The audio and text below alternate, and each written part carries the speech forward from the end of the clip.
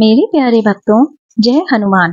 आज की इस कथा में हम हनुमान जी के बचपन के बारे में जानेंगे और उनको किससे और कैसे शिक्षा मिली, और साथ ही यह भी जानेंगे कि वो कौन सा श्राप था जिसका दुष्परिणाम उन्हें रामायण के अंत तक भुगतना पड़ा। तो आइए भक्तों, आज की कथा को हम शुरू करते हैं। तो आज की कथा है मित्रों, हनुमान बालपन, शिक्षा एवं श्राप। हनुमान जी के धर्म पिता वायु थे, इसी कारण उन्हें पवन पुत्र के नाम से भी जाना जाता है। बचपन से ही दिव्य होने के साथ साथ उनके अंदर असीमित शक्तियों का भंडार था। बालपन में एक बार सूर्य को पका हुआ फल समझकर उसे खाने के लिए उड़कर जाने लगे। उसी समय इंद्र ने उन्हें रोकने के प्रयास में वज्र से प्रहार कर दिया।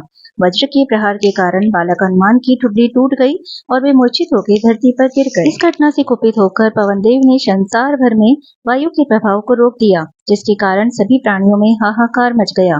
वायुदेव को शांत करने के लिए अंततः इंद्र ने अपने द्वारा किए गए वज्र के प्रभाव को वापस ले लिया। साथ ही साथ अन्य देवताओं ने बालक हनुमान को कई वरदान भी दिए। यद्यपि वज्र के प्रभाव ने हनुमान जी की झुग्गी पे कभी न मिटने वाला चिन्ह छोड़ दिया। तदुपरांत जब हनुमान को सूर्य के महाज्ञानी होने का पता चला, तो उन्होंने अपने शरीर को बड़ा करके सूर्य की कक्षा में रख लिया और सूर्य से विनती की कि वो उन्हें अपना शिष्य स्वीकार करें।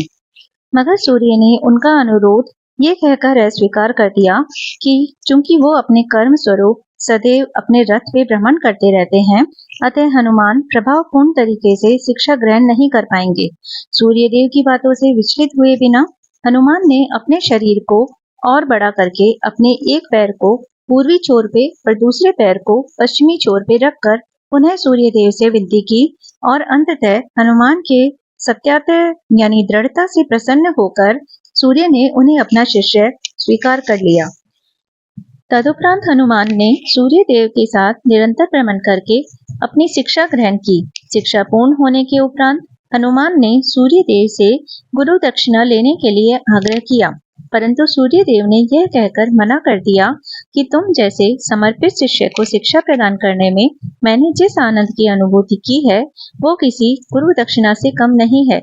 परंतु हनुमान के पुनः आग्रह करने पर सूर्य देव ने गुरु दक्षिणा स्वरूप हनुमान को सुग्रीव, जो कि धर्मपुत्र थे सूर्य देव के, की सहायता करने की आज्ञा दे दी। हनुमान के इच्छा अनुसार सूर्य देव का हनुमान को शिक्षा देना सूर्य देव के अनंत, अनादि, नित्य, अविनाशी और कर्म साक्षी होने का वर्णन करता है। हनुमान जी बालपन में बहुत नटखट थे। वो अपने इस स्वभाव से साधु संतों को सताते रहते थे। बहुधा वो उनकी पूजा सामग्री आदि कई वस्तुओं को छीन झपट लेते थे। उनके इस नटखट स्वभाव से रुष्ट होकर साधुओं ने उन्हें अपनी शक्तियों को भूल जाने का एक लघु श्राप दे दिया।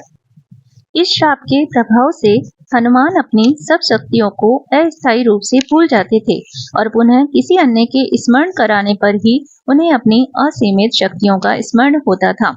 ऐसा माना जाता है कि अगर हनुमान श्राप रहित होते तो रामायण में राम रावण युद्ध का स्वरूप पृथक यानी कि भिन्न न्यारा ही होता। कदाचित वो स्वयं ही रावण सहित संपूर्ण लंका को समाप्त कर देते।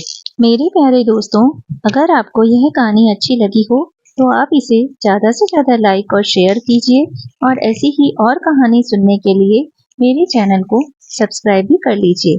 धन्यवाद।